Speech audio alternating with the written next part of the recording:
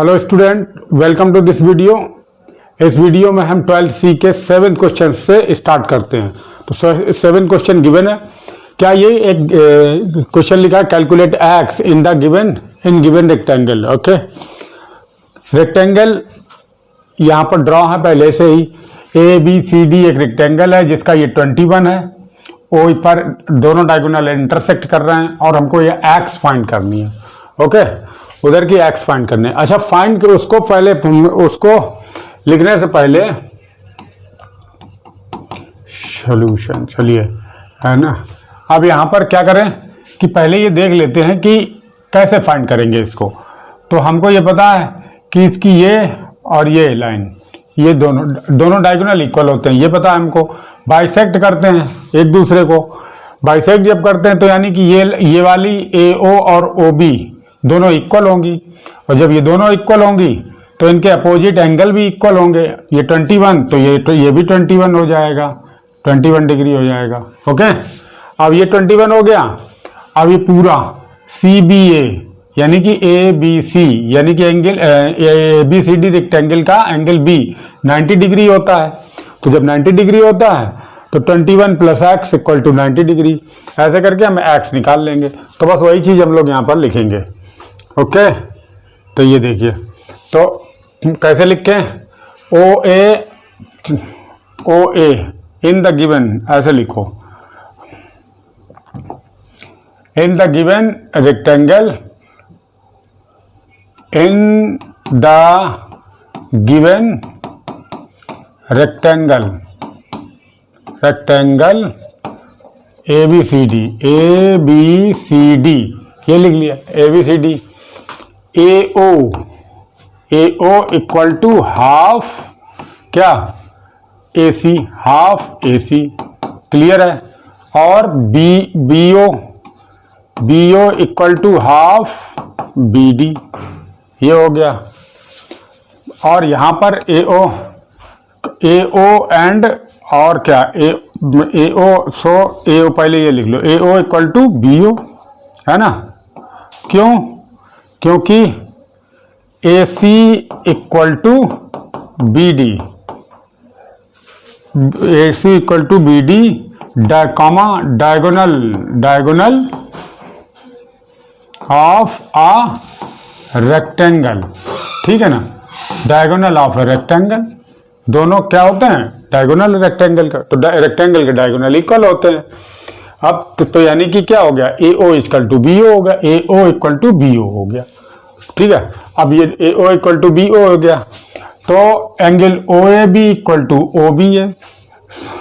Hence angle A O A B, ऐसे लिखिए, ओ A B, है ना, ओ ए बी करके लिखिए। Angle O A B equal to angle क्या, ओ बी ए, ओ बी ए, ये लिखिए, है ना। ओ ए बी ए, ये दोनों इक्वल होंगे। क्यों इक्वल होंगे? अपोजिट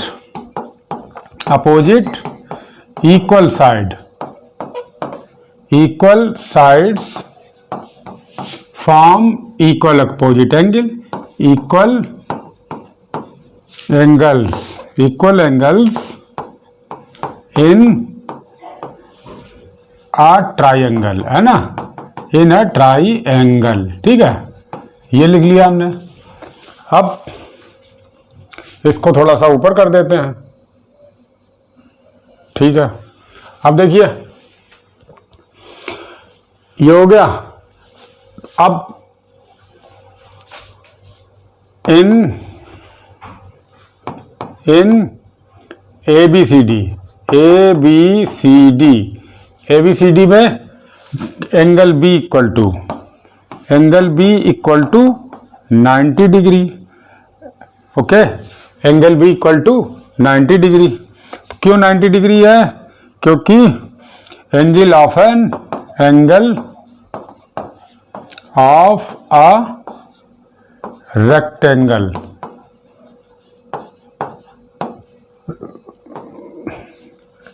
रेक्टेंगल का एंगल है तो 90 डिग्री पे मिलते हैं दोनों। अब b इक्वल टू 90, तो फिर क्या हो गया, 21 plus X equal to 90 degree. Clear? तो अब क्या हो जाएगा, x equal to 90 minus 21 degree equal to 69 degree. बस, तो x इक्वल टू 69 डिग्री आ गया। तो यही तो हमें फाइंड करना था। x इक्वल टू यहाँ पर लिख दो, x इक्वल टू ऐसे बाद में लिख दो, x इक्वल टू 69 डिग्री। बस ठीक। अब ये फर्स्ट पार्ट आ गया इतने में। अब देखिए ये, अब सेकंड पार्ट में एक रोम्बस गिवन है, पहले ये कर लीजिए।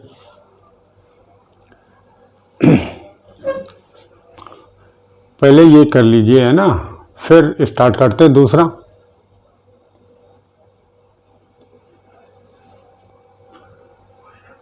So, 90, 70, 69।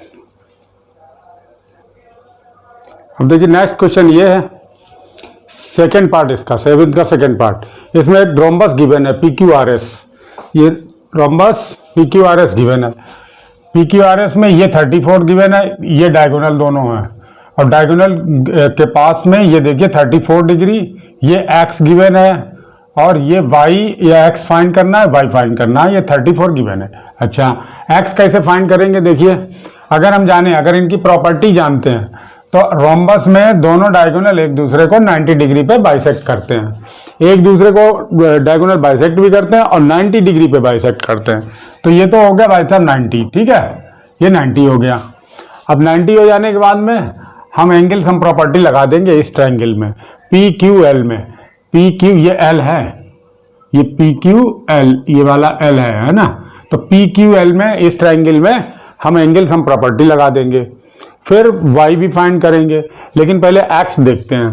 तो अब क्या देखें हम पहले कि PLQ इन द गिवन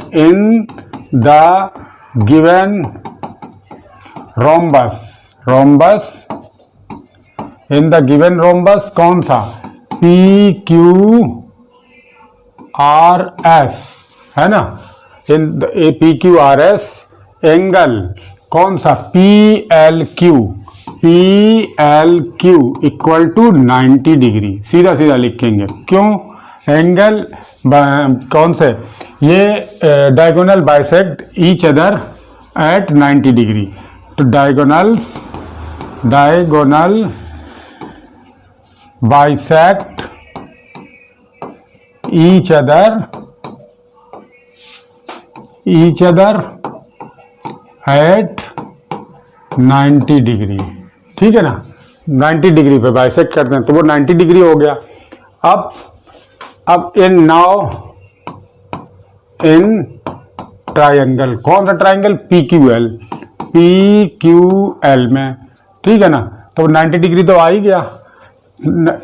अब क्या लिखे, एंगल इधर एक तरफ से चले, LPQ angle LPQ plus angle PQL, LPQ चल दिए, फिर कौन सा, PQ ऐसे लिखे, एंगल नहीं लगा था, है ना, एंगल कौन सा, PQL प्लस कौन सा angle, QLP plus angle QLP equal to 180 degree. लिख दें एंगल सम प्रॉपर्टी, ठीक है, ऑफ ए ट्राइंगल, ठीक। तो ये 180 डिग्री के बराबर हमने रख दिया। अब एंगल LPQ कितना है, 34 डिग्री, तो 34 डिग्री हमने रख दिया, प्लस PQL कितना, PQL x है, यही तो फाइंड कराया है, और QLP कितना, 90 डिग्री हमने देख ही लिया है, ये देखो, और ये 180 डिग्री के इक्वल हो जाएगा, तो x 90 और ये 124 हो जाएगा, तो x इक्वल टू 180 माइनस 124 हो जाएगा, ठीक है ना, ये 124 आ गया। अब इसको माइनस कर लेते, अब इसको माइनस करने पे कितना आएगा, 56 डिग्री, तो x हमारा 56 डिग्री आ गया। अब जब x 56 आ गया देखिए x 56 डिग्री आ गया, ठीक है। x लिख लो यहाँ पर 56 डिग्री, ठीक, ये हमने लिख लिया। अब हमें y फाइंड करना है, तो y कैसे, अब इस वाले ट्रायंगल में आ जाओ, SPQ में, SPQ में आ जाओ। SPQ में आ जाएंगे तो कैसे, ये वाला भी 34 हो जाएगा। अब ये 34 क्यों होगा, बताएगा कौन, बताएगा, ध्यान करिए, जो हमने प्रॉपर्टीज बताई हैं तो उसी में गिवन है ये। अगर आपने प्रॉपर्टीज सही से पढ़ी हैं तो आपको ध्यान आ जाएगा। तो देखिए क्यों 34, ये भी 34, क्योंकि एंगल, क्योंकि डायगोनल, अब हम ये लिखे दे रहे हैं पहले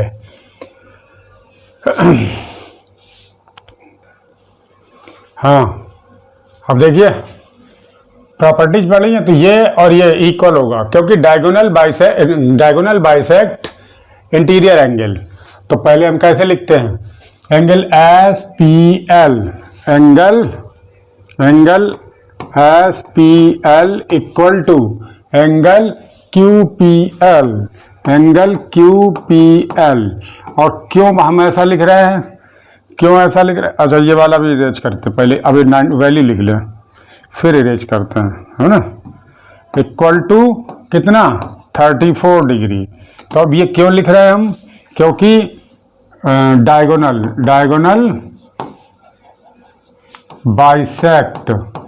bisect interior angle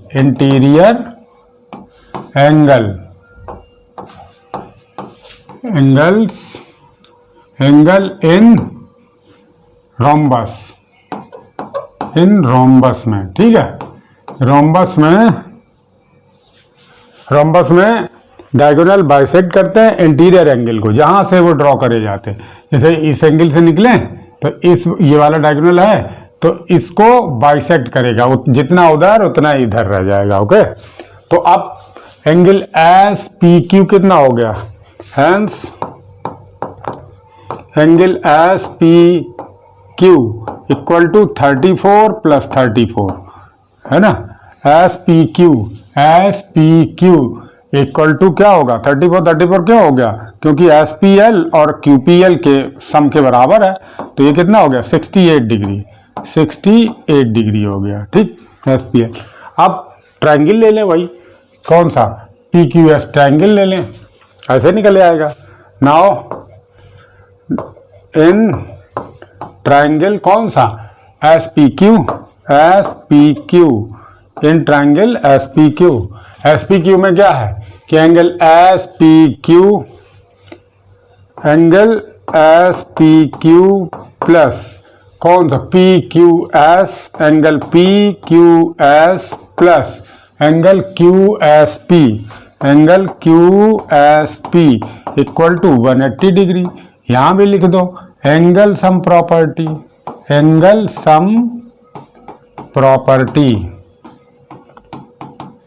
of triangle, है ना, ऑफ ट्राइंगल, ठीक है। अब हम ऊपर वाला छोटा कर दें, देखिए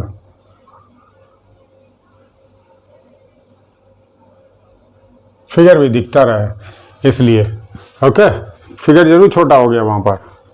अब देखिए SPQ कितना हो गया, SPQ 68 डिग्री है, ये कितना 68 डिग्री है, 68 डिग्री प्लस PQS कितना है, PQS ये हमने x के बराबर है, तो x हमने 56 डिग्री निकाल ही लिया है, यही तो है ना, और प्लस QSP यही तो y है, ये y रख दिया इक्वल टू 180 डिग्री, ठीक। अब 68 और 56 ऐड करिए, 56 और 68, मैं तो इससे ऐड करूंगा कैलकुलेटर से, 68 आप 124 आ गया, है ना।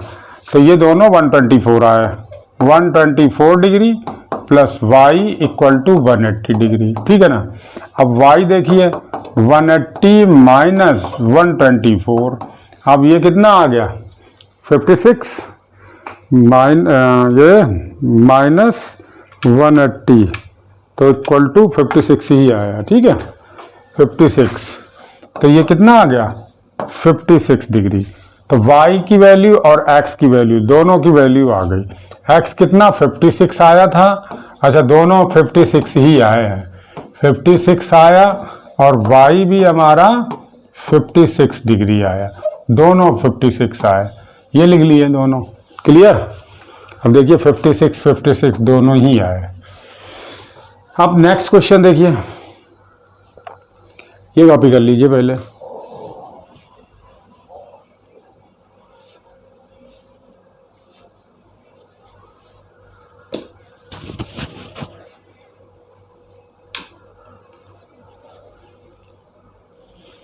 अब देखिए ये क्वेश्चन है, इसमें एक स्क्वायर गिवन है ABCD और एक डायगोनल AC गिवन है, इसमें दूसरी ये लाइन दी है। यहाँ पर A फाइंड करना, ये 112 गिवन है, ठीक है। यहाँ पर X पर ये डायगोनल और ये लाइन इंटरसेक्ट करती है, ये line segment DY line segment diagonal को X पर इंटरसेक्ट करती है। अब क्या करना पड़ेगा, A फाइंड करना है। अब देखिए A फाइंड करने के लिए इसमें हमें तीनों एंगल पता होते, तब दो एंगल तो ये पता होते तो हम ये वाला फाइंड कर सकते थे, लेकिन है क्या कि हमें ये भी नहीं पता एंगल और ये एंगल भी नहीं पता है। तो हम क्या करेंगे, ये वाला तो फाइंड कर लेंगे पहले, कौन सा CXY इन CXY है ना। पहले तो हम ये लिख लें angle DXC, angle DXC plus angle YXC equal to 180 degree. होगा कि नहीं, क्यों होगा, angles on a straight line, angles on a straight line, straight angles on a straight line, ठीक है ना, ये आ गया। ठीक, तो अब इसको DXC हमको दिए ही है कितना 112 प्लस ये हमको YXC एंगल YXC 180 डिग्री। तो एंगल YXC तो हमको कितना आ गया 180 में से माइनस करेंगे, तो जब इसको माइनस करेंगे तो 180 माइनस 112 डिग्री, तो इसकल टू 68 डिग्री। तो YX2 यानी कि ये 68 डिग्री आ गया, 68 डिग्री, ये हमने लिख लिया 68 डिग्री, है ना।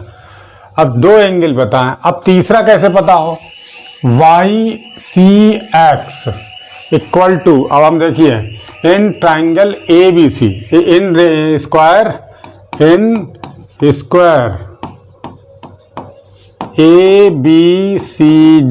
ABCD में क्या है कि इसमें क्या होगा कि एंगल कौन सा BCX कह लो या BCA आ जाएगा, एंगल तो उतना ही रहेगा, तो BCX कह लो। एंगल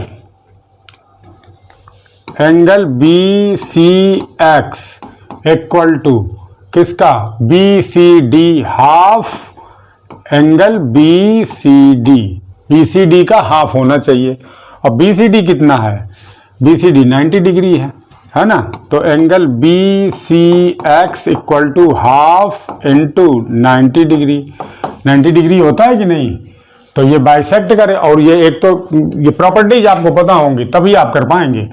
AC डायगोनल जो है स्क्वायर में और रोम्बस में डायगोनल इंटीरियर एंगल को बाइसेक्ट करता है, डायगोनल क्या करता है, इंटीरियर एंगल को बाइसेक्ट करता है। तो ये 45 डिग्री अपने आप ही आ गया, यानी कि एंगल BCX जो है वो 45 डिग्री है, ये आ गया हमारा BCX यानी कि ये वाला है ना, कितना आ गया 45 डिग्री है, 45 डिग्री आ गया। अब A ही तो फाइंड करना है, तो नाउ इन ट्राइंगल कौन सा, एक्स वाई सी, सी एक्स वाई, कुछ भी लिख लीजिए, एक्स वाई सी, क्या करेंगे, एंगल ये कौन सा 45 68 45 degree plus 68 degree plus a equal to 180 degree, लगा दिया, एंगल सम प्रॉपर्टी है ना, एंगल सम प्रॉपर्टी, ठीक है, प्रॉपर्टी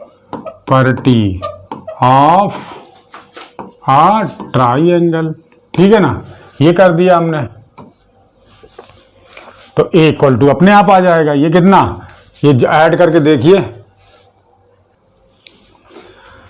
अब ये दोनों ऐड करके देखिए, 45 और 68 113 degree plus a equal to 180 degree, clear.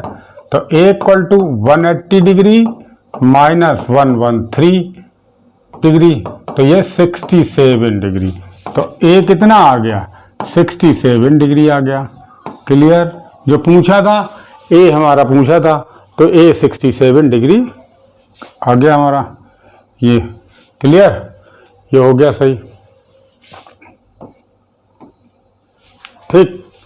अब देखिए 7th क्वेश्चन में 3 ही पार्ट थे, तो तीनों पार्ट हमने कर लिए। अब आगे क्वेश्चन इजी है, वो भी करते हैं,